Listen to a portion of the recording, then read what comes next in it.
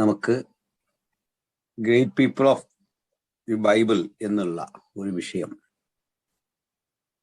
പ്രാർത്ഥിക്കാനുള്ള ഒരവസരം കർത്താവ് തന്നു.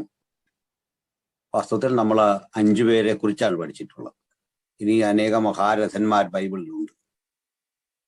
ഒരിക്കലും നമ്മൾ പഠിച്ചാൽ തീരാത്ത മഹാസമുദ്രത്തിന്റെ ഓരത്ത് മാത്രം നിൽക്കുകയാണ് നമ്മളിപ്പോഴും.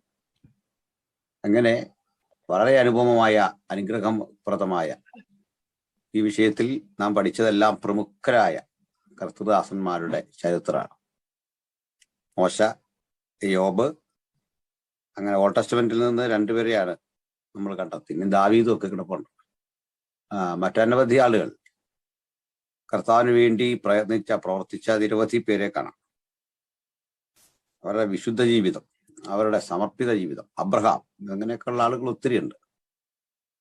പക്ഷെ നമ്മളുടെ സമയപരിധി പരിഗണിച്ച് ഒരു ദിവസം ഒരാളെന്നായിരുന്നു ഞാൻ ആദ്യ പദ്ധതിയിട്ട്. എന്നാൽ വിഷയങ്ങൾ ഒത്തിരി ഉള്ളതുകൊണ്ട് ചിലരെ പറ്റി അങ്ങനെ കഴിയില്ല എന്നുള്ളതാണ്. അങ്ങനെ ഇന്ന് നമ്മൾ പഠിക്കാൻ പോകുന്ന ഈ ഇന്നലെ പറഞ്ഞതിന്റെ ബാക്കിയാണ്, സെയിന്റ് പോളിന്റെ ബാക്കി ഭാഗങ്ങളാണ്. നാം ഇന്നലെ സെന്റ് പോൾ എന്ന മനുഷ്യന്റെ മാനസാന്തര വിഷയത്തിലാണ് വന്നത്.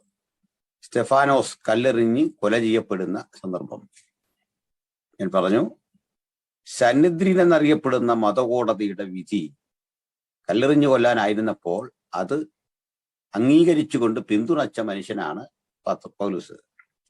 പക്ഷേ സ്റ്റെഫാനോസിന്റെ അന്ത്യനിമിഷങ്ങളിലെ പ്രാർത്ഥന, ഈ പാപം ഇവരുടെ മേൽ നിർത്തരുതേ എന്ന അപേക്ഷ ദൈവം കൈക്കൊണ്ടിട്ട് ആ പ്രാർത്ഥനയ്ക്ക് ഉത്തരമായി നമുക്ക് കിട്ടിയ ഏറ്റവും ശ്രേഷ്ഠമായ വാല്യുബിൾ ഗിഫ്റ്റ് എന്ന് പറയാവുന്ന വ്യക്തിത്വമാണ് പൗലോസ്ലീഹ.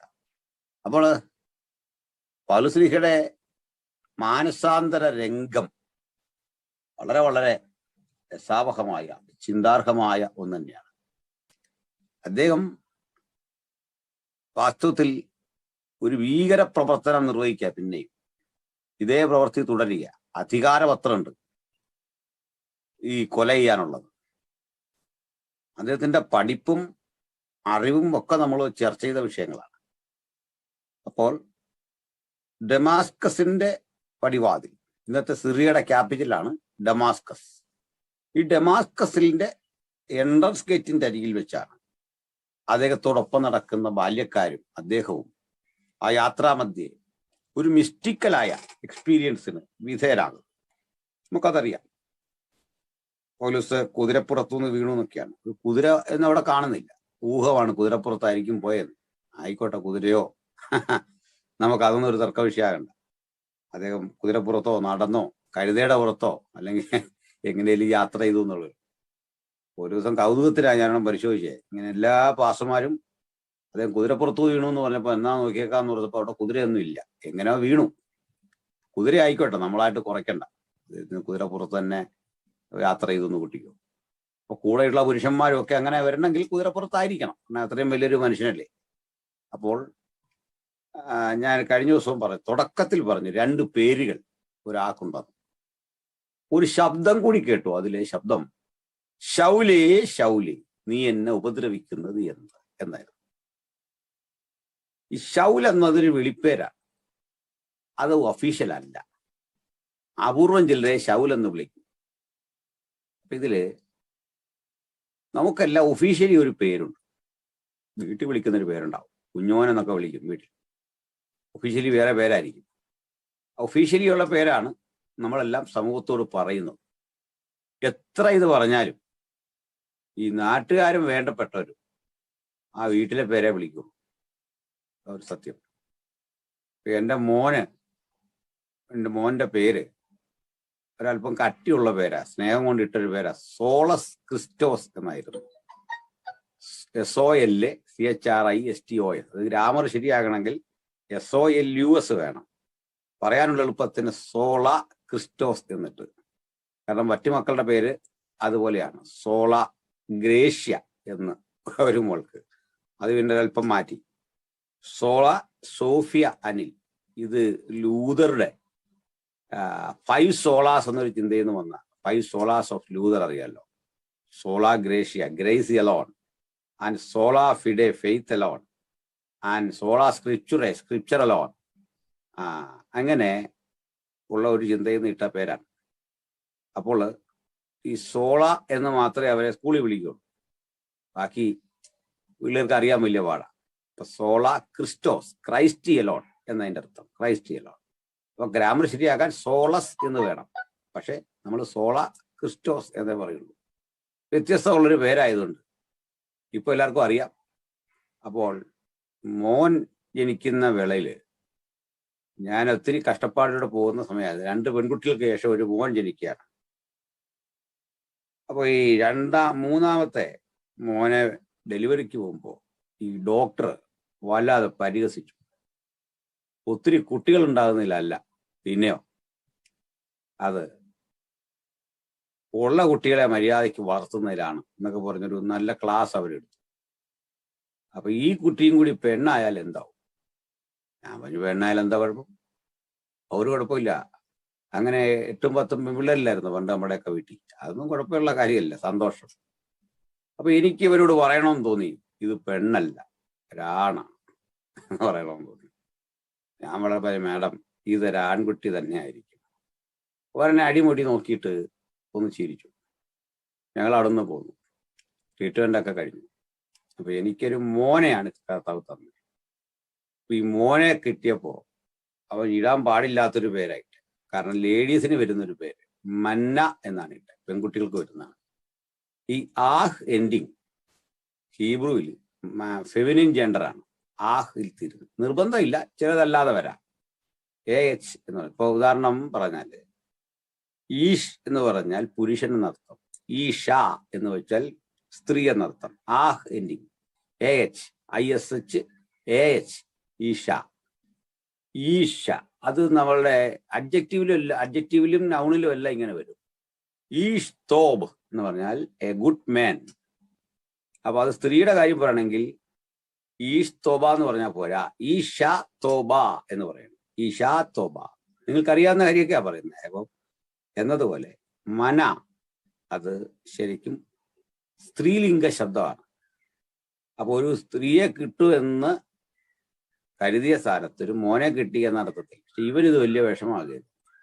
വീട്ടിൽ കുഴപ്പമില്ല, സ്കൂളിൽ എങ്ങാനും ആരും വിളിച്ചാൽ വലിയ വിഷയം. പക്ഷെ എന്നാലും ഈ ടീച്ചർമാർക്കും മിക്കാർക്കും പേർക്ക് അറിയാം ഈ ഒരു പേരുള്ള വിവരം.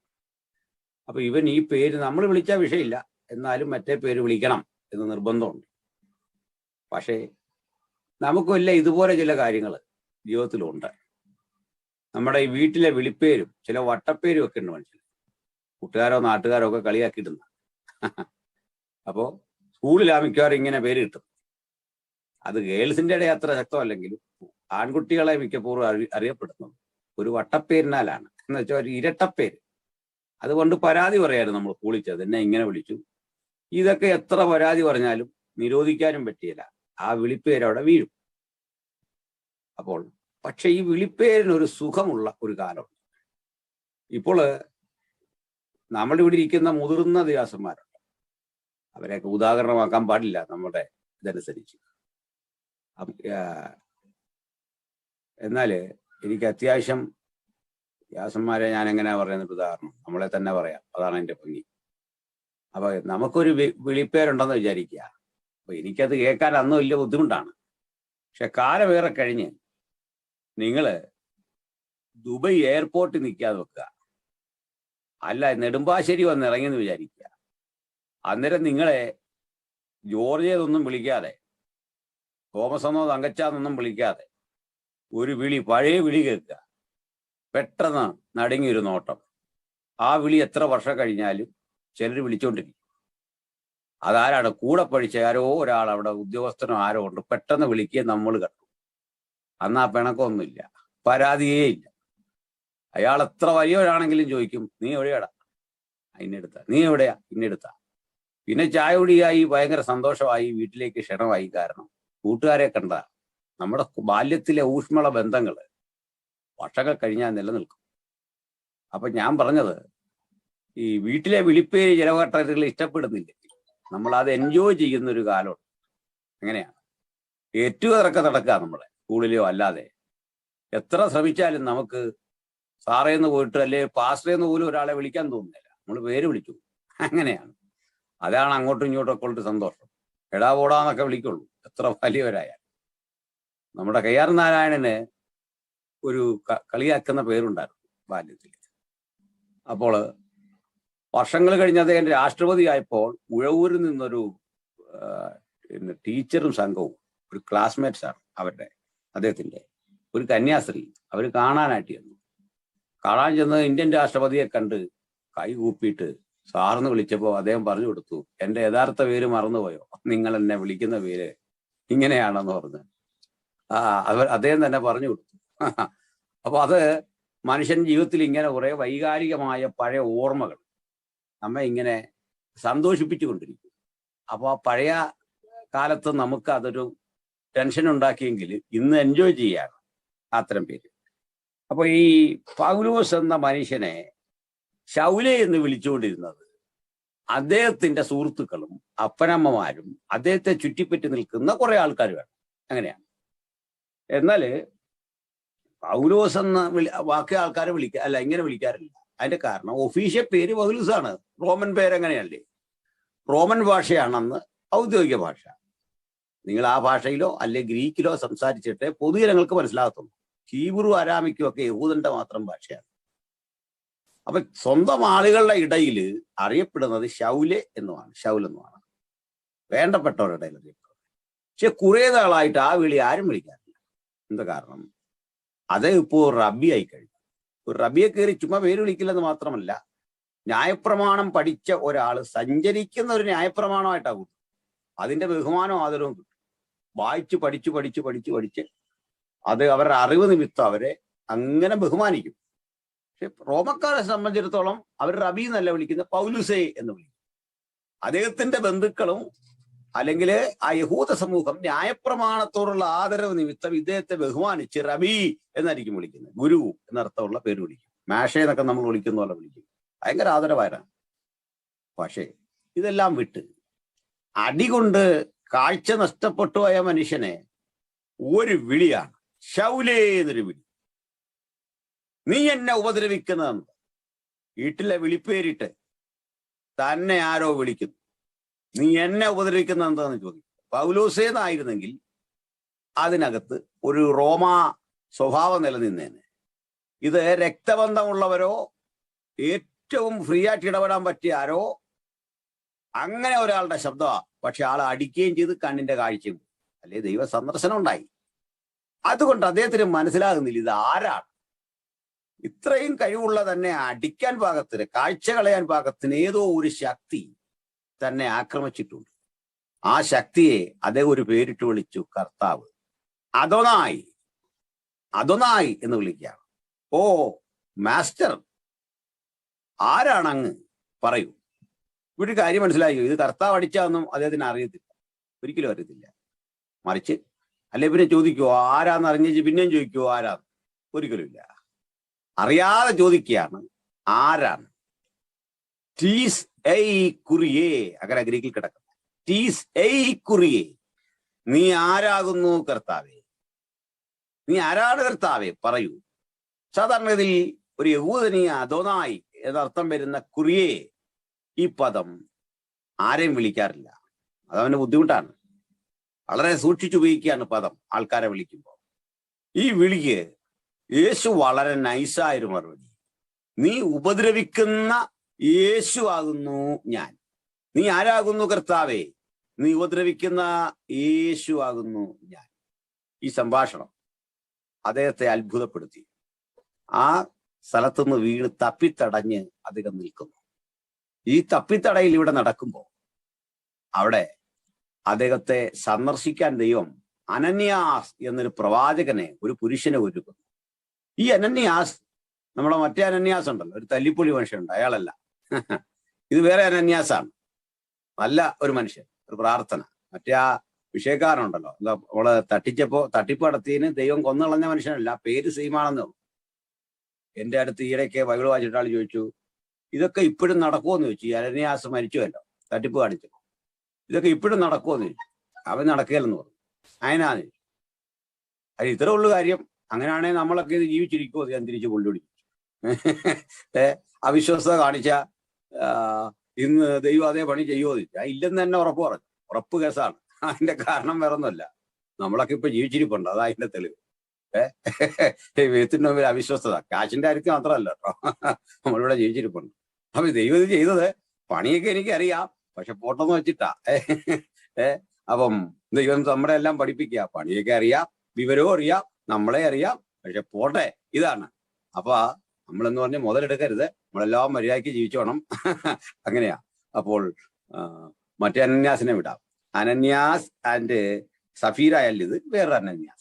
ഈ അനന്യാസ് ഒരു ദർശനം കാണുകയാണ്. അപ്പോൾ ഈ അനന്യാസ് കണ്ട ദർശനം, നേർവീഥി എന്ന തെരുവിൽ ഇങ്ങനെ ഒരു മനുഷ്യൻ ഇതെല്ലാം കാണിച്ചു കൊടുത്തു. ഈ മനുഷ്യന്റെ ദർശനം കണ്ടപ്പോ അനന്യാസ് അമ്പരന്ന് ചോദിക്കുകയാണ്, കർത്താവേ, നീ എന്തു തരം ദർശനമായി കാണിച്ചത്? ഈ മനുഷ്യൻ ആരാ നിനക്കറിയോ? നിനക്ക് എന്താ ഈ മനുഷ്യനെ പറ്റി അറിയാമെന്ന് കർത്താവിനോട് ചോദിക്കാം. നമുക്ക് ചിലപ്പോ അങ്ങനെയൊക്കെ ആയിപ്പോ, ആരെയും കുഴപ്പമില്ല. കർത്താവ്, ഈ മനുഷ്യൻ ഭീകരനാ, എത്ര പേരെ കൊന്ന, അവന്റെ അടുത്ത് എന്ന് പറയാനോ? എന്നെ വായകരായിട്ട് ചിന്തിപ്പിച്ചൊരു വിഷയം. ഈ സത്യത്തിൽ പൗലോസ് എന്നൊരു മനുഷ്യനെ രക്ഷിക്കാൻ വേണ്ടിയിട്ട് ഒരു കരുത്തരെ അവിടെ ഉപയോഗിക്കണ്ടേ? ഒരു ഭരണവാസനെയോ ആരെയും വിട്ടു വേണം പ്രാർത്ഥിപ്പിക്കാൻ. നമ്മൾ അങ്ങനെ ഒരു പ്രോട്ടോകോളൊക്കെ നോക്കുമല്ലോ, ഒരു കരുത്തനെ വിട്ടു വേണം ഇത് ചെയ്യിക്കാൻ. പക്ഷെ ദൈവം ഒരു സാധാരണ മനുഷ്യനെ വിടുന്നത് എന്തിനാണ്? ഒരു സാധാരണ മനുഷ്യനെ വിടാൻ കാരണം ആത്മീയത എന്ന് പറയുന്നത്, പ്രാർത്ഥനയിലെ അത്ഭുതം എന്ന് പറയുന്നത് സാധാരണ മനുഷ്യരുടെ അസാധാരണ പെർഫോമൻസാണ്. Extraordinary performance of ordinary people. സാധാരണ മനുഷ്യരുടെ അസാധാരണ പ്രവൃത്തി. അതിനാ ദൈവം നമ്മളെല്ലാം വിളിച്ചേ. ഈ സാധാരണ മനുഷ്യനെ കൊണ്ട് അസാധാരണത്വമുള്ള ഒരു പൗലൂസിനെ വാർത്തെടുക്കണമെന്ന് ദൈവത്തിന് തോന്നിയെന്ന് മാത്രമല്ല, ഇയാളെ അയക്കാതെയും ദൈവത്തിന് സൗഖ്യമാക്കാം. പൗലൂസിന് മനസ്സിലാകണം, നീ നിന്ദിക്കുകയും എളിമത്തമില്ലാതെ പെരുമാറുകയും നീ എന്റെ ജനത്തെ കൊല്ലുകയും ചെയ്തപ്പോൾ നീ പഠിച്ചുള്ളൂ, എന്റെ സാധാരണക്കാരനായ ഒരു മകനിൽ ഞാൻ നിറച്ചിരിക്കുന്ന നിറവ് എത്രയാണെന്ന് മനസ്സിലാക്കാൻ അദ്ദേഹം ചെന്നു പ്രാർത്ഥിച്ചു. കണ്ണുകൾക്ക് കാഴ്ച കിട്ടി. അദ്ദേഹം എപ്പോഴാണ് യേശുവിനെ സ്വീകരിച്ചതെന്നൊന്നും അവിടെ വ്യക്തമല്ല. എപ്പോഴാണ് ഈ സുവിശേഷ വിലയ്ക്ക് സമർപ്പിച്ചതെന്നും വ്യക്തമല്ല. അപ്പോൾ ഇങ്ങനെ ഒരു മനുഷ്യൻ അന്നു മുതൽ എരിവോടെ ശോഭിക്കുന്ന ഒരു അനുഭവത്തിന്റെ ഉടമയായി. കണ്ണുകളുടെ കാഴ്ച 3 ദിവസങ്ങളോളം നഷ്ടപ്പെട്ടിട്ട് ആകെ പരിക്ഷീണനായ ഒരു മനുഷ്യൻ. ആ മനുഷ്യന്റെ കരങ്ങളിൽ ഒരു ന്യായപ്രമാണമുണ്ട്. ആ ന്യായപ്രമാണത്തിൽ കണ്ണിന് ദീപമായ, കാലിന് ദീപമായ, പാതയ്ക്ക് പ്രകാശമായ വചനത്തെക്കുറിച്ച് എഴുതിയിട്ടുണ്ട്. തപ്പിത്തടയുന്ന പൗലൂസിന് അവിടെ വെച്ച് ജീവിതത്തിന്റെ ഒരു തിരിച്ചറിവ് തമ്പുരാൻ കൊടുക്കുകയാണ്. അവിടെ നിന്ന് അടുത്ത 3.5 കൊല്ലങ്ങൾ ഈ മനുഷ്യനെ കാണുന്നത് നമ്മള് പൊതുരംഗങ്ങളിൽ അങ്ങനെ ഇല്ല. ആ കാലത്തെ പറ്റി പറയുന്നത് 3 കൊല്ലം ഏകദേശം. ഈ 3 കൊല്ലങ്ങൾ അദ്ദേഹത്തിന്റെ ജീവിതം എന്ന് പറയുന്നത് സവിശേഷമായ ഒരു പരിശീലന കളരിയിലൂടെ ദൈവം അയക്കുകയായിരുന്നു. ദൈവത്തിന് ഏറെ പ്രധാനപ്പെടാൻ സവിശേഷതകളുള്ള ഒരു പരിശീലന കളരിയിലൂടെ തമ്പുരാൻ അദ്ദേഹത്തെ അയച്ചു, ശക്തിപ്പെടുത്തി, ബലപ്പെടുത്തി. ഒടുക്കം ഇദ്ദേഹത്തെ 3 കൊല്ലത്തിന് ശേഷം അദ്ദേഹം കരുത്തനായി വരുന്നൊരു കാഴ്ച കണ്ട്. ആ കാലം പൗലോസ് ചിലവഴിച്ചത് അറേബ്യയിലായിരുന്നു എന്നാണ് നമ്മുടെയൊക്കെ അനുമാനം. കർത്താവിങ്കൽ നിന്ന് ഞാൻ പ്രാപിച്ചു എന്നൊക്കെ ആത്മാഭിമാനത്തോടെ പറയുന്ന ആ കാലഘട്ടം എവിടെയായിരുന്നു? മരുഭൂമിയിൽ. ആ മരുഭൂ ജീവിതത്തിൽ കർത്താവിന്റെ ദാസൻ പുറത്തിറങ്ങിമെന്ന് പറയുന്ന കാര്യം 1 കൊരിന്ത്യർ 11:23 ഞാൻ കർത്താവിങ്കൽ നിന്ന് പ്രാപിക്കുകയും നിങ്ങൾക്ക് ഏൽപ്പിക്കുകയും ചെയ്യുന്നത് എന്തെന്നാൽ. അപ്പോൾ ഇങ്ങനെ കർത്താവിങ്കൽ നിന്ന് പ്രാപിച്ച ഒരു വലിയ കൃപയോടെ അദ്ദേഹം രംഗപ്രവേശം ചെയ്യുകയാണ്. ഇനി നമ്മൾ അറിവുള്ള ചില കാര്യങ്ങളാണ് പറയുന്നത്. ഇദ്ദേഹം അതിനുശേഷം തൻ്റെ അനുഭവം പറയാണ്. ഞാന് കർത്താവായ യേശുക്രിസ്തുവിന്റെ ആ പ്രത്യക്ഷതയും നിയോഗവും ഉണ്ടായപ്പോൾ, എന്നെ വിളിച്ചവിടുത്തെ വേലക്കാക്കിയപ്പോൾ, വിശ്വസ്തനെന്ന് എണ്ണി എന്നെ പ്രയോജനപ്പെടുത്താൻ ശ്രമിച്ചപ്പോൾ, ഇത് പോണോ വേണോ എന്നറിയാൻ വേണ്ടിയിട്ട് ഞാൻ ജഡരക്തങ്ങളോട് ആലോചന ചോദിച്ചില്ല. പോകുന്നാൽ എങ്ങനാ എന്ന് ആരോടും ചോദിച്ചില്ല. അദ്ദേഹം അതൊരു വലിയ ക്ലെയിമാണ്. രണ്ടാമത് പറയാണ്, എനിക്ക് മുന്നമേ അപ്പോസ്തലന്മാരായവരുടെ അരികിൽ യെരുശലേമിലേക്കും പോയില്ല. ഇത് രണ്ടും ചെയ്തില്ല. ആലോചന മനുഷ്യനോട് ചോദിച്ചില്ല, മുന്നമേ അപ്പോസ്തലന്മാരായവരുടെ അരികിലും പോയില്ല. അത് രണ്ടും വളരെ നിർണായകമായൊരു കാര്യമാണ്.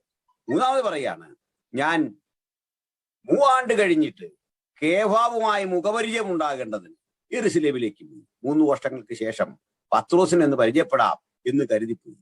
പക്ഷെ അപ്പോഴേക്കും പൗലോസ് എന്ന മനുഷ്യനെ പറ്റിയുള്ള ശ്രുതി പതുക്കെ പതുക്കെ പരന്നു വരികയാണ്. എത്ര അദ്ദേഹത്തെ കുറിച്ച് പറഞ്ഞു കേട്ടിട്ടും അപ്പോസ്തലന്മാർക്ക് വിശ്വാസം വരുന്നില്ല. ഭയം അവരുടെ ഉള്ളത്തെ വിട്ട് പോകുന്നില്ല. ഭയം അവരെ വല്ലാതെ ഭരിച്ചു. ഇത് ശരിയായിരിക്കുമോ? ചാരപ്പണിക്ക് വരുന്ന ആളാകുമോ? ഇങ്ങനെയൊക്കെ ഉള്ള അനവധിയായ കാര്യങ്ങൾ നോക്കണം. പ്രിയപ്പെട്ടവരെ, ഇപ്പോ ചില സൗകര്യങ്ങളൊക്കെ ഈ ഫോൺ വിളിക്കുമ്പോൾ നമ്മൾ വളരെ സൂക്ഷിച്ചാണ് ഫോൺ എടുക്കുന്നത്. ഇത് ആരാണ് എന്താണെന്നൊക്കെ വളരെ ശ്രദ്ധിച്ച് ഞാൻ പിന്നെ ചിലരുടെ ID ഒക്കെ ഒന്ന് പരിശോധിച്ചിട്ട് ട്രൂ കോളറൊക്കെ ഇട്ട് നോക്കിയിട്ട് അതൊക്കെ ഈ സംഗതി എടുക്കാറുണ്ട്. കാരണം നിങ്ങളായിരിക്കുമോ എന്ന രൂപത്തിൽ മറ്റു ചിലർ വിളിക്കും. അതറിയാനൊക്കെ ആയിട്ടുള്ള ഒരു പ്രശ്നം. എന്തിനാണ് പ്രോഗ്രാമിന് വിളിക്കുകയാണോ? ഇങ്ങനെയൊക്കെ ഒത്തിരി കാര്യങ്ങൾ ഇവിടെ ഉണ്ട്, നിങ്ങൾക്കറിയാമല്ലോ. അപ്പോൾ ഇതുപോലെ പൗലോസ് രക്ഷിക്കപ്പെട്ടു എന്ന് പറഞ്ഞിട്ട് വിശ്വാസം വരുന്നില്ല, വേനാണോ എന്ന് അറിഞ്ഞിട്ട് വിശ്വാസം വരുന്നില്ല. അപ്പോൾ ഇങ്ങനെ ഇരിക്കുന്ന ഘട്ടത്തിൽ ബർന്നബാസാണ് ഈ പൗലൂസിന് യെരുശലേമിലെ സഭയായിട്ട് പരിചയപ്പെടുത്തി, അവിടെ കൊണ്ട് പരിചയപ്പെടുത്തി. ഇദ്ദേഹം പഴയ ആളൊന്നുമല്ല, ഇതാരാണ്? എനിക്ക് അത്ഭുതം തോന്നുന്നൊരു കാഴ്ച സംഭവം എന്ന് പറയുന്നത്, നമുക്ക് ചിലപ്പോൾ ഈ വചനം കേട്ടാൽ 7 ദിവസമൊക്കെ ഉപവാസം നടക്കുക, അല്ലെങ്കിൽ 3 ദിവസമൊക്കെ പണ്ട്. അപ്പൊ ഇത് ഒന്നിനൊന്നിന് മെച്ചപ്പെട്ടു വരുന്ന ആളുകളാണ് കാലഘട്ടത്തിലൊക്കെ വരുന്നത്. നമ്മുടെ ജീവിതത്തിന്റെ ഭൂതകാലത്ത് നമ്മുടെ പ്രായമുള്ള ദേവാസന്മാർ അന്ന് ഒക്കെ അനുഭവിച്ച ആളുകൾ ഇവിടെ ഇരിപ്പുണ്ടല്ലോ. 3 days അല്ലെ 7 days ചർച്ചിലെ മൊത്തം ആളുകളും കാണും. അപ്പോൾ ഒരു ദിവസം നമ്മൾ പ്രതീക്ഷയോടെ കാത്തിരിക്കുമ്പോൾ അന്ന് വന്നൊരു ശുശ്രൂഷ ചെയ്തിട്ട് ഒരാൾ പോകുമ്പോൾ അടുത്ത ആൾ വരിക, അങ്ങനെ ഓരോരുത്തരും വരിക. അപ്പോൾ എല്ലാ ശുശ്രൂഷകളും ഒന്നിനൊന്ന് മെച്ചപ്പെടുന്നൊരു നിലയിലേക്ക് പല ആംഗിളിൽ വചനം പ്രസംഗിക്കുന്നു, പ്രവചനാത്മാവിൽ ദൂതറിയിക്കുന്നു, ഒട്ടേറെ വിഷയങ്ങൾ നടക്കുകയാണ്. വലിയൊരു ഉത്സാഹമാണ്. അപ്പോൾ അങ്ങനെയാണെങ്കിൽ ഈ ബർന്നബാസ് ആരാന്നറിയില്ലേ? ബർന്നബാസും അപ്പൊല്ലോസും പൗലോസും എടുത്തു കഴിഞ്ഞാൽ ഈ 3 പേര് കൂടിക്കഴിഞ്ഞാൽ ഒരു പൗലൂസിനെ തന്നെ സഹിക്കാൻ പറ്റില്ല. അത്ര ആത്മജ്ഞാനവും അറിവുമൊക്കെയാണ് ജനങ്ങൾക്ക് കിട്ടുന്നത്. അപ്പൊ അവരുടെ 3 പേരുടെയും കൂടിയ ശുശ്രൂഷ ഒരാളെ പറ്റി പറയാണ്, അപ്പല്ലോസ്. തിരുവെഴുത്തുകളിൽ അഗാധ വാഗ്വൈഭവമുള്ള അലക്സാണ്ട്രിയക്കാരൻ അപ്പല്ലോസ്. അപ്പോൾ അടുത്ത ആള് ബർന്നബാസ്. ഒരാളെ പണി പറയാണ് യഹൂദന്മാരെ പരസ്യമായി കണ്ണിച്ചു കളഞ്ഞു. അടുത്ത ആളിന്റെ പണി പറയാണ് അടുത്ത ആൾ വന്നിട്ട് അവരെ വായടച്ചു കളഞ്ഞു, അവരെ മിണ്ടാതാക്കി കളഞ്ഞു. ഇനി ഒരാൾ വന്നിട്ട് പറയാണ് ക്രിസ്തു തന്നെ ദൈവമെന്ന് തെളിയിച്ചു. ഇപ്പൊ ഒരാൾ കണ്ണിച്ചു, ഒരാൾ വായടച്ചു കളഞ്ഞു, മിണ്ടാതാക്കി കളഞ്ഞു. അടുത്ത ആൾ വന്നിട്ട് ക്രിസ്തു തന്നെ ദൈവമെന്ന് തെളിയിച്ചു. സഹിക്കാൻ പറ്റുമോ എന്ന് ആലോചിച്ച് നോക്കിയാൽ. ഇത്ര കരുത്തന്മാരാണ് അന്ന് കൂടിയ ആ കൂട്ടുകാര്. അവരുടെ സമർപ്പണം ഭയങ്കരമായി പോയി. അപ്പോൾ ഒരു പൗലൂസിനെ സഹിക്കാൻ പാട്, അപ്പോൾ ബർന്നബാസ്, അപ്പോൾ അപ്പൊല്ലോസ്, ഒരു ടീം അങ്ങ് സജ്ജീകരിക്കപ്പെടുക പതുക്കെ പതുക്കെ. അപ്പോൾ ഈ ബർന്നബാസ് ഒരു വലിയ ഹൃദയവിശാലതയുടെ മനുഷ്യനായിരുന്നു. അദ്ദേഹം ഇദ്ദേഹത്തെ കൊണ്ട് അവിടെ കൊണ്ട് പരിചയപ്പെടുത്തി. ഇവിടെ മാർക്കോസിന്റെ അമ്മാച്ചനാണ് ബർന്നബാസ്, നമുക്കറിയാം. അദ്ദേഹത്തിന് അവിടെ ഒരു സ്വാധീനമുണ്ട്. മാർക്കോസിന്റെ വീട്ടിലാണല്ലോ യോഗം മിക്കാറും കൂടുന്നത്. അവിടെ ചെന്നിട്ട് പരിചയപ്പെടുത്തി. ഇത് ഭയങ്കര മനുഷ്യനാണ്, ഭയങ്കര കരുത്തനാണ്, ശക്തനാണ്. അപ്പോൾ ദൈവം അദ്ദേഹത്തെ പ്രേരണപ്പെടുത്തിക്കൊണ്ടിരിക്കുകയാണ്. ഇതെല്ലാം പറഞ്ഞു പ്രിയപ്പെട്ടവരെ അവിടെ പരിചിതനായി. അദ്ദേഹം കേഫാവുമായി മുഖപരിചയം ഉണ്ടാകേണ്ടത് ചെന്നതാണ്. അവിടെ ചെല്ലുമ്പോൾ അവരെ ആരെയും കണ്ടില്ല. ആകപ്പാടെ കണ്ടത് കർത്താവിന്റെ സഹോദരൻ യാക്കോബിനെ, വേറെ ആരെയും കണ്ടില്ല. കർത്താവിന്റെ സഹോദരൻ യാക്കോബ് എന്ന് പറഞ്ഞാല് മറ്റേ യാക്കോബല്ല, അതായത് യോഹന്നാന്റെ സഹോദരൻ യാക്കോബ് ഉണ്ട്. നമ്മള് യാക്കോബ് സബദീ പുത്രനായ യാക്കോബിനെ അല്ല കണ്ടത്. ഇത് കർത്താവിനൊരു ബ്രദർ ഉണ്ടായിരുന്നു, യാക്കോബ് എന്ന പേരുണ്ട്. കർത്താവിന് ബ്രദേഴ്സ് വേറെ ഉണ്ട്. യാക്കോബ്, യൂദ, യോസെ എന്നിവരുടെ ബ്രദർ അല്ലയോ ഇവന്റെ അപ്പനും അമ്മയും നമുക്കറിയാമല്ലോ. അവൻ അച്ഛന്റെ മകനല്ലയോ? അവിടെ ചോദിക്കുന്നുണ്ട്. പിന്നെയും പറയാണ് ഇവന്റെ സഹോദരി ആരും നമ്മുടെ കൂടെ ഇല്ലയോ? അപ്പൊ മറിയെ പറ്റി നമ്മൾ പറയുന്ന കൃത്യമായ കാര്യം എന്തെന്നാണ്? മറിയക്ക് ഇത് കഴിഞ്ഞ് കുഞ്ഞുങ്ങളുണ്ടായി. യോസേഫിന്റെ മക്കളെ മറിയ ഗർഭം ധരിച്ചു പ്രസവിച്ചു. നമ്മൾ മറിയെ പറ്റിയൊക്കെ പറഞ്ഞാണ്. 5 പേര്, കുറഞ്ഞ വർഷം 5 പേരുണ്ട്. ഇപ്പോ മറിയ വീണ്ടും കുഞ്ഞുങ്ങൾക്ക് ജന്മം കൊടുത്തു എന്നൊക്കെ പറയുമ്പോൾ വളരെ മോശമായിട്ട് ചിന്തിക്കുന്ന ആൾക്കാരുണ്ട്. എൻ്റെ കയ്യിൽ ഒരാൾ പറഞ്ഞു, ബാക്കിയൊക്കെ നിങ്ങൾ പറഞ്ഞോ, നിങ്ങൾ ഈ മാതാവിനെ പറ്റി ആവശ്യമില്ലാത്ത പറയുന്നു. എന്താ 5 മക്കളെ പ്രസവിച്ചു, കുറഞ്ഞ വർഷമൊന്നും യേശുവിനെ കൂടാതെ 5 പേരെ പ്രസവിച്ചു. ഞാൻ പറഞ്ഞടാ, നമ്മുടെ അമ്മ 5 പേരെ മക്കളെ പ്രസവിച്ചു എന്ന് പറഞ്ഞാൽ മോശപ്പെട്ട കാര്യമാണ്. ഇവനാണ് നമ്മളൊക്കെ ജനിച്ചത് മോശപ്പെട്ട കാര്യം? ഒരിക്കലുമല്ല. ഒരു പുരുഷന് തൻ്റെ ഭാര്യയിൽ മക്കളുണ്ടായി എന്ന് പറയുന്നത് അത്യന്തം സന്തോഷമുള്ള കാര്യമാണ്. അപ്പോൾ പറഞ്ഞ അങ്ങനെയല്ല, യേശുവിനെ പോലെ ഒരാൾ ജനിക്കണമെങ്കിൽ, വിശുദ്ധനായ സത്യസന്ധനായ ഒരാൾ ജനിക്കണമെങ്കിൽ ആ ഉദരം എത്ര വിശുദ്ധമായിരിക്കണം. അത് സമ്മതിച്ചാൽ മറിയയുടെ അമ്മയ്ക്കും വേണ്ട ഈ വിശുദ്ധി. ഇതുപോലെ ഞാൻ പറഞ്ഞു കഴിഞ്ഞ ദിവസം അല്ലേ, എങ്ങും പോയി തീരുകയില്ല. ഈ പറയപ്പെട്ട യോഗ്യത എല്ലാം തന്നെ വേണം. ആദമ്യ കുലത്തിലാണ് മറിയം ജനിക്കുന്നത്. അപ്പോൾ ദൈവമാതാ സങ്കല്പമൊക്കെ അവിടെ ഉണ്ട്. അതൊക്കെ വചനവിരുദ്ധം തന്നെയാണ്. വചനം അങ്ങനെ പറയുന്നില്ല. അപ്പം ഏതായാലും ഞാനിത് പറഞ്ഞപ്പോൾ അങ്ങോട്ട് പോയതാണ്. നമ്മുടെ യാക്കോബിനെ കണ്ടു എന്നാണ്. യാക്കോബ് ആരാണെന്ന് അറിയണ്ടേ? യേശുവിന്റെ ഒരു ബ്രദർ.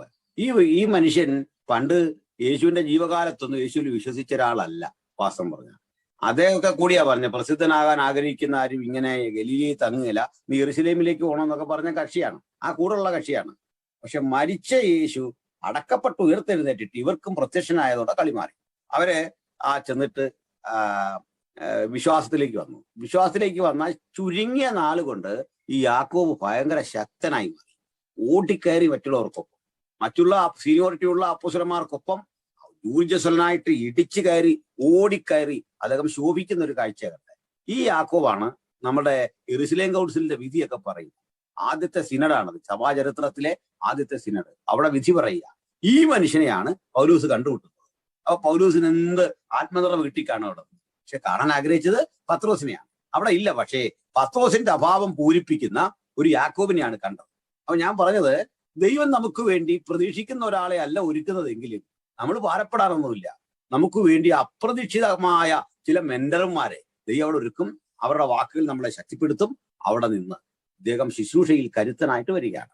കരുത്തനായി മാറുന്ന ആ പൗലൂസില് നമ്മൾ കാണുന്നു ദൃഢനിശ്ചയത്തിന്റെ, ആത്മസംതൃപ്തിയുടെ, ശുശ്രൂഷാപരമായ ഒട്ടേറെ മുന്നേറ്റങ്ങളുടെ മണ്ഡലങ്ങളെ കാണാൻ കഴിയുന്നുണ്ട്.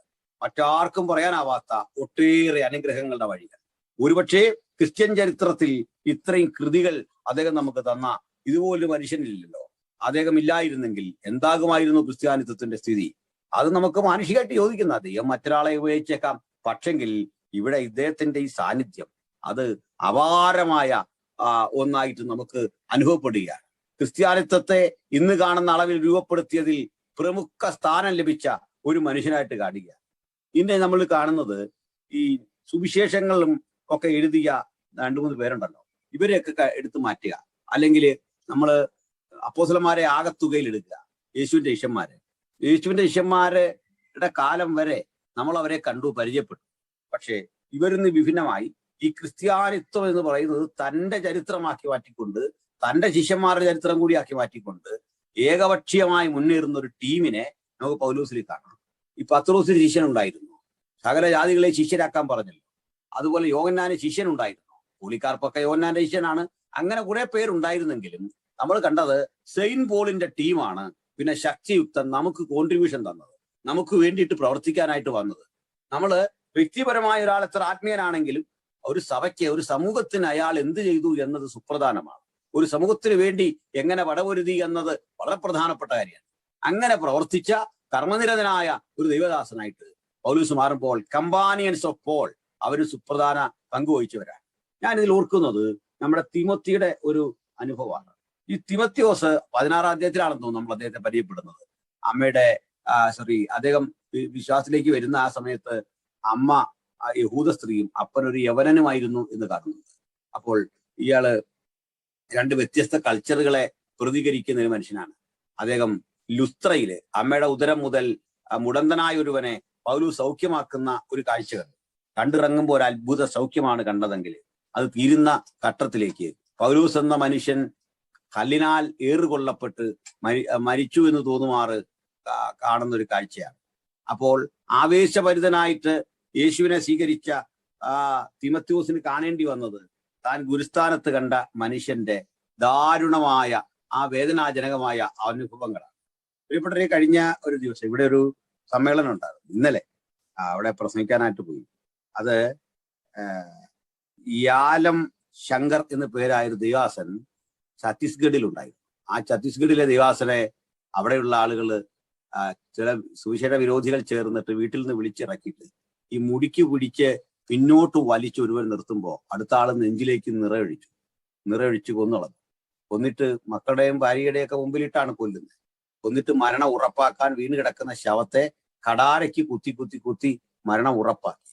അടുത്ത ആൾ വന്നിട്ട് ഈ മനുഷ്യന്റെ കൈയൊക്കെ ഈ ബൂട്ട്സ് ഇട്ട് ചവിട്ടി തേച്ച് നിലത്ത് ടാറിന്റെ കൂടിൽ ഉരച്ചു കളഞ്ഞു. അത്ര ഭീകരമായിട്ട് കൊന്നു. ഭീകരമായ കൊല. 22 പേരുടെ കൂടി ഹിറ്റ് ലിസ്റ്റിൽ പേരിട്ടിരിക്കുക. പ്രാർത്ഥനയിൽ നിങ്ങൾ ഛത്തീസ്ഗഡിനെ ഓർക്കണം, അതുകൂടെ ഒന്ന് ഓർമ്മപ്പെടുത്തുകയാണ്. അപ്പൊ ഇന്നലെ അതിന്റെ ഒരു നമ്മുടെ ആളുകളുടെ ഒരു പ്രതിഷേധ യോഗമല്ല, അതേപ്പറ്റി ഒരു വിശദീകരണ യോഗവും ഈ വിഷയങ്ങളെ കുറിച്ചുള്ള ആ നയവും വിശദീകരണവും ഒക്കെ നമ്മൾ പറയാൻ ഒരവസരം ഇന്നലെ ഉണ്ടായി. അതിൽ പോയി പ്രസംഗിക്കാൻ അവസരം ഉണ്ടായി. മന്ത്രിമാരും ഒക്കെ ഉള്ള മീറ്റിംഗ് ആയിരുന്നു. അവിടെയുള്ള നമ്മുടെ ഒരു ചർച്ച സംഘടിപ്പിച്ചാണ്, അത് കോട്ടയത്തായിരുന്നു. അപ്പോൾ ഞാൻ ക്രൈസ്തവ സഭ അനുഭവിച്ച ഇത്തരം ദുരിതങ്ങൾ ഒരു പുതിയ കാര്യമല്ല എന്ന് പറയുകയും ഇതൊരു പ്രതിഷേധ യോഗമേ അല്ല, ഇവർ അറസ്റ്റ് ചെയ്യപ്പെടണമെന്നോ ഒന്നും പറയാനല്ല, മറിച്ച് ഇതൊരു സാക്ഷ്യമാണ്, അത് ഞങ്ങൾക്ക് ഉയർത്തിപ്പിടിച്ചേ പറ്റൂ എന്ന് പറയാൻ, ഈ സാക്ഷ്യത്തെ പറ്റി പറയാൻ വേണ്ടിയിട്ട് തയ്യാറായി എന്നുള്ളതാണ്. അപ്പോൾ ഇങ്ങനെ കണ്ടിട്ടും ഈ സ്ഥലങ്ങളിൽ നിന്ന് ആത്മാക്കൾ വരുന്നു എന്നുള്ളതാണ്. മരണം വിധി എഴുതിയ ഇടത്ത് നമുക്ക് അഭിവൃദ്ധി തരുന്ന ഒരു ദൈവം. ഈ മനുഷ്യന്റെ ചോര ചൊരിഞ്ഞ മണ്ണ് പതിറ്റാണ്ടുകൾക്കുള്ളില് ദൈവസ്ഥിതി മാറ്റി ആ ദൈവത്തെ ആ മണ്ഡലത്തില് ഒരു പുത്തൻ ഉണർവിന്റെ അനുഭവത്തെ ദൈവം സന്നിവേശിപ്പിക്കും. കുറ്റങ്ങൾ ചുമത്തിക്കൊണ്ട് ഇങ്ങനെ നമ്മുടെ രാജ്യത്ത് ദൈവാസന്മാരെ കൊല്ലുന്ന, കഴിഞ്ഞിടയ്ക്ക് കർണാടകയിലായിരുന്നു, ഇന്ത്യയുടെ പല സ്റ്റേറ്റുകളിൽ, കേരളത്തിലൊക്കെ പിന്നെ ക്രൈസ്തവ മേധാവിത്വമുള്ള ഭൂരിപക്ഷമൊക്കെ ഉള്ളൊരു സ്ഥലമാണ്. ക്രൈസ്തവർ അവരിൽ തന്നെ ഭൂരിപക്ഷം അല്ലെങ്കിലും ഒരു വലിയ ശക്തിയാണ്. അതുകൊണ്ട് ഇവിടെയൊന്നും അത് സാധിക്കുന്നില്ല. ആഗ്രഹങ്ങളില്ലാഞ്ഞിട്ടില്ല പലർക്കും നമ്മളെയൊക്കെ നശിപ്പിക്കണമെന്നുണ്ട്, പക്ഷേ ദൈവം ഏൽപ്പിച്ചു കൊടുക്കാത്തതുകൊണ്ട് സാധിക്കുന്നില്ല. അപ്പൊ ഇങ്ങനെ ഒരു ഭീകര കാലാവസ്ഥ ഇവിടെ നിൽക്കുന്നു. അപ്പോൾ ഈ പൗലോസ് എന്ന മനുഷ്യനെയും കല്ലെറിഞ്ഞ് താഴെ വീഴിച്ച് രക്തം ചൊരിയിക്കുന്ന കാഴ്ച കാണുമ്പോൾ പൗലോസ് ഒരിക്കലും പ്രതികാരത്തിന് പ്രാർത്ഥിക്കില്ല. എന്താണ് കാരണം? പൗലോസ് ഇതുപോലെ ഏറ് കൊടുത്ത് താഴെ വീഴിച്ച, അല്ലെങ്കിൽ അദ്ദേഹം പിന്തുണച്ച സ്തെഫാനോസിന്റെ വാക്കുകൾ അറിയാം. കർത്താവേ, ഈ പാപം ഇവരുടെ മേൽ നിർത്തരുത് എന്നായിരുന്നു. ഇത് നമുക്ക് അങ്ങനെ തിമോത്തിയോസ് കൂടെ കൂടി, തീത്തോസ് കൂടെ കൂടി, അങ്ങനെ ഒത്തിരി ഒത്തിരി ഒത്തിരി അനുഭവങ്ങൾ നമുക്ക് ജീവിതത്തിൽ കാണാം. അപ്പോൾ അദ്ദേഹത്തിന്റെ എഴുത്തുകൾ ഒക്കെ സുപ്രധാനങ്ങൾ തന്നെയാണ്. ഇവിടെ അദ്ദേഹം ഏത് വിഷയത്തിലും പൗലോസ് എന്ന മനുഷ്യൽ നിന്ന് പഠിക്കാൻ എത്രയേറെ കാര്യങ്ങൾ, എത്രയെത്ര അനുഭവങ്ങൾ അദ്ദേഹത്തിനുണ്ട്. ഒരു കുടുംബസ്ഥനല്ല പൗലോസ്. ഒരു കുടുംബസ്ഥൻ എന്തായിരിക്കണമെന്ന്, ആ കുടുംബത്തിലെ സ്ത്രീ എന്തായിരിക്കണമെന്ന്, ആ കുടുംബത്തിലെ കുഞ്ഞുങ്ങൾ എങ്ങനെ ആയിരിക്കണമെന്ന്, പിതാവ് എങ്ങനെ ആയിരിക്കണമെന്ന് ഒക്കെ കൃത്യം പഠിപ്പിച്ച അപാരമായ ആ ജ്ഞാനം ഇത് എവിടുന്നാണ് കൊടുത്തത്? ഞാൻ ഓർക്കാറുണ്ട്, ഈ പൗലൂസിന്റെ ജീവിതത്തിൽ അദ്ദേഹം ഗ്രഹിച്ച, അദ്ദേഹം മനസ്സിലാക്കിയതെല്ലാം നമുക്ക് പകർന്നു തന്നോ വെച്ചാൽ ഇല്ലെന്നാണ് അർത്ഥം. അദ്ദേഹത്തിന് ദൈവം കൊടുത്ത ആ നിറവുണ്ടല്ലോ, അതെല്ലാം കിട്ടിയില്ല. അതിന് തെളിവുണ്ട് ബൈബിളിൽ. കാലം നോക്കിയാൽ ഉപദേഷ്ടാക്കന്മാരാകേണ്ടവരായിരുന്നു നിങ്ങൾ, പക്ഷെ ഇപ്പോഴും പാല് കുടിച്ചുകൊണ്ടിരിക്കുകയാണെന്ന് പറഞ്ഞാണ് എബ്രായ ലേഖനം എഴുതുന്നത്. എന്നിട്ട് എബ്രായ ലേഖനം എത്ര കട്ടിയാണെന്ന് പറഞ്ഞു, പാലാണെന്ന് പറഞ്ഞ് കൊടുക്കുന്നുണ്ടെന്നാണ്. ഇത്രയും കട്ടിയാകാനാ കൊടുത്തിരിക്കുന്നത്. എന്നിട്ട് ഇത് കട്ടിയൊന്നും അല്ല, നിങ്ങൾ ഇപ്പോഴും പാല് കുടിച്ചുകൊണ്ടിരിക്കുകയാണെന്ന് ചോദിക്കുക. അതിന്റെ അർത്ഥം പൗലൂസ് പ്രാപിച്ചത് ഇങ്ങനൊന്നും അല്ല, അതിന്റെ 50 ഇരട്ടി 100 ഇരട്ടി ആഴത്തിൽ കാര്യം പഠിച്ചു വെച്ചിരിക്കുക. ഇത് ആരോട് പോയി പറയാനാ? അപ്പോൾ നല്ലൊരു ഓഡിയൻസിനെ കിട്ടിയില്ല. അദ്ദേഹം ഇഷ്ടപ്പെടുന്ന ഒരു ഓഡിയൻസിനെ കിട്ടിയില്ല. പ്രാപിച്ചതെല്ലാം പറയാൻ പറ്റിയില്ല. ഇതിനെക്കുറിച്ച് ഞങ്ങൾക്ക് വളരെ പറയാനുണ്ട് എന്ന് പറയാണ്, വളരെ പറയാനുണ്ട്, പക്ഷെ എല്ലാം പറയുന്നില്ല. ഇങ്ങനെ എഡിറ്റ് ചെയ്ത് സംസാരിക്കുന്ന ഒരു കാഴ്ച കാണാം. ആ നിറവ് അപ്പാടെ അദ്ദേഹത്തിന് ദൈവം കൊടുക്കുകയാണ്. അത് ഷെയർ ചെയ്യാൻ ആളില്ല. അപ്പോൾ ഇങ്ങനെ ഒരു മനുഷ്യൻ, അടുത്തത് അദ്ദേഹത്തിൽ കാണുന്ന ഒരു ഔന്നിത്യം ഒരു ഉന്നതി എന്ന് പറയുന്നത്, അദ്ദേഹത്തിന് ഈ സഹപ്രവർത്തകരോടുള്ള ഒരു കെയർ, അപാരമായ ഒരു പരിഗണന, കൂടെ വരുന്നവന്റെ പ്രാണനെ പറ്റി, അവരുടെ ജീവനെ പറ്റി, അവരെ പറ്റി വലിയൊരു ചിന്ത. തിമോത്തിയോസിനെ, അപ്പോൾ മിലത്തോസിൽ രോഗിയായി വിട്ടിട്ട് പോരുന്ന തിത്തോസിനെ കാണാതെ വരുമ്പോൾ വിഷമിക്കുന്ന, ചിലരുടെ വാർത്തകൾ കേൾക്കുമ്പോൾ മനസ്സിൽ അസഹ്യപ്പെട്ടിരിക്കുന്ന, വേദനിക്കുന്ന ഒരു മനുഷ്യനെ നമുക്ക് കാണാൻ പറ്റും. അവർക്ക് എന്തായി എന്നോർത്ത് ആകുലപ്പെടുന്ന ഒരു മനുഷ്യനെ കാണാൻ പറ്റും. അതുപോലെ ജയിലറയിൽ കിടന്ന് പ്രാർത്ഥിക്കുന്ന ഒരു മനുഷ്യനെ, ജയിലറയിൽ കിടന്നുകൊണ്ട് കൃതികൾ എഴുതുന്ന ഒരു മനുഷ്യൻ. നമ്മൾ പലപ്പോഴും ചെറിയ കാരണങ്ങൾ വലിയ ദൗത്യങ്ങളെ ചെയ്യാൻ തടസ്സമായി പറയാറുണ്ട്. എനിക്ക് പലപ്പോഴും ശ്വാസം മുട്ടലിന്റെ ഒരു പ്രശ്നമായിരുന്നു. അപ്പൊ ദൈവം എന്നെ പഠിപ്പിച്ച പാഠം, ഇതൊരു തടസ്സമായിട്ട് ജീവിതത്തിൽ കാണാതെ സംസാരിക്കണം, പ്രസംഗിക്കണം. ചെറിയ ആയുസാണ് ദൈവം നമുക്ക് തരുന്നത്, ആ ആയുസിൽ സംസാരിക്കണം. രോഗം നിമിത്തം നമ്മൾ കഴിവതും ഒഴിവാകാൻ പാടില്ല. രോഗം ഒരു ഘടകമല്ല. രോഗം ഉണ്ടെങ്കിൽ റെസ്റ്റ് ഒക്കെ എടുക്കണം, അന്നൊന്നുമില്ല, എടുക്കരുതൊന്നുമില്ല. ശരീരം വളരെ പ്രധാനപ്പെട്ട തന്നെയാണ്. പക്ഷെങ്കിൽ അത് തടസ്സമാണെന്ന് നമ്മൾ പറഞ്ഞാൽ, ആ തടസ്സമായി നമ്മൾ ചൂണ്ടിക്കാണിക്കുന്നത് ഒരു ബന്ധനം പോലെ ആയിത്തീരും. വിക്കാണ് എനിക്കെന്ന് മോശ പറയുമ്പോൾ ദൈവം ആ വിക്ക് പിന്നെ മാറ്റിയിട്ടില്ല. ഞാൻ പറയുന്ന തടസ്സം എന്തോ അതെനിക്ക് തടസ്സമായി പിന്നെ ഭവിക്കും. അതുകൊണ്ട് അത് മാറത്തില്ല. അങ്ങനെ വരാതിരിക്കാൻ ഇതൊക്കെ തടസ്സമാകാതെ നമ്മൾ ജീവിതത്തെ പരിഗണിച്ച് മുമ്പോട്ട് പോകേണ്ടതുണ്ട്. അത് പൗലോസിൽ കാണാൻ പറ്റുന്നുണ്ട്. അദ്ദേഹം ഇതൊന്നും നോക്കുന്നില്ല. അദ്ദേഹത്തിന് ജഡത്തിൽ ശൂലമുണ്ടായിരുന്നു എന്ന് പറയും. പല അഭിപ്രായങ്ങൾ അതേപ്പറ്റി പറയും. പക്ഷെ ഒരഭിപ്രായത്തിൽ നമുക്ക് ഉറച്ചു നിൽക്കാം, അദ്ദേഹത്തിന് ശരീരത്തിൽ എന്തൊക്കെയോ പ്രശ്നങ്ങളുണ്ട്. ജഡത്തിലെ ശൂലം. അടുത്ത പറയാണ്, എനിക്ക് ലഭിച്ച വെളിപ്പാടിന്റെ ആധിക്യത്താൽ ഞാൻ നിഗളിച്ചു പോകാതിരിക്കേണ്ടതിന് സാത്താന്റെ ഒരു ദൂതനെ തന്റെ മുമ്പിൽ നിർത്തി. അതൊരു ഭയങ്കര സംഭവമാണ്. തനിക്ക് തെറ്റിപ്പോകുന്നു എന്നൊക്കെ വരുമ്പോ അവനെ കുത്താൻ, ഉപദ്രവിക്കാൻ അങ്ങനെ നിർത്തിയിരിക്കുകയാണ്. അനങ്ങാതെ മുമ്പോട്ട് പോകാൻ, ഇടത്തും വലത്തും നോക്കാതെ പോകാൻ പാകത്തിലുള്ള ദൈവത്തിന്റെ പ്രൊട്ടക്ഷൻ. നമ്മിൽ അഹങ്കാരം വരുമ്പോ, എന്റെ കഴിവുകളെ കുറിച്ച് ഞാൻ അന്യായമായിട്ട് എന്റെ താലന്തുകളെ പറ്റി ഞാൻ വല്ലാതെ അഭിമാനം കൊള്ളുമ്പോൾ അത് അഹങ്കാരത്തിലേക്ക് വഴി നയിക്കപ്പെടാൻ നിമിഷങ്ങൾ മതി. അങ്ങനെ ഇതൊന്നും വരാതെ ഒരുക്കുന്ന പൗലോസിനെ ഒരുക്കുന്ന കർത്താവിനെ നമുക്ക് കാണാൻ പറ്റുന്നുണ്ട്. ഇവിടെ ഈ പൗലോസ് എന്ന മനുഷ്യൻ ഓരോ സ്ഥലങ്ങളിൽ പ്രതിസന്ധിക്ക് കൊടുക്കുന്ന മറുപടികൾ, ജയിലിൽ കിടന്നുകൊണ്ടാണ് സന്തോഷിക്കാൻ അദ്ദേഹം പറയുന്നത്. റോമൻ ജയിലുകളൊക്കെ എത്ര കിരാതമാണ്. ആ ജയിലുകളിൽ കിടന്നുകൊണ്ട് കർത്താവിൽ സന്തോഷിപ്പീരെന്ന് പഠിപ്പിക്കുന്ന ഒരു ദൈവാസനെ നമുക്ക് കാണാൻ പറ്റുന്നുണ്ട്. വളരെ ഞെരുക്കത്തിലിരിക്കുമ്പോൾ ആ ഞെരുക്കത്തെ കുറിച്ചുള്ള ബോധമല്ല, സമൃദ്ധിയെക്കുറിച്ചാണ് അദ്ദേഹം പറയുന്നത്. രോഗാവസ്ഥയിൽ സൗഖ്യത്തെ പറ്റിയാണ് അദ്ദേഹം മറ്റുള്ളവരോട് പറയുന്നത്. ഞെരുക്കത്തിലിരിക്കുമ്പോ, കഷ്ടപ്പാടിരിക്കുമ്പോ അദ്ദേഹം ചെയ്യുന്നത് മറ്റുള്ളവർക്ക് ആ കഷ്ടപ്പാടിന്റെ ഒരു ദരിദ്രബോധത്തെ പറഞ്ഞു കൊടുക്കല്ല. നമ്മൾ ചില മനുഷ്യരോട് സംസാരിച്ചാൽ അയാളുടെ ദരിദ്രാവസ്ഥ നിരന്തരം പറഞ്ഞുകൊണ്ടിരിക്കും. അദ്ദേഹത്തിനൊന്നും ഇല്ലെന്ന് പറഞ്ഞുകൊണ്ടിരിക്കും, അദ്ദേഹത്തിന്റെ കഷ്ടപ്പാട് പറഞ്ഞുകൊണ്ടിരിക്കും. അപ്പോൾ അതിലൊരു ചൈതന്യം ഉണ്ടാവില്ല കേൾക്കുന്ന ആളിന്.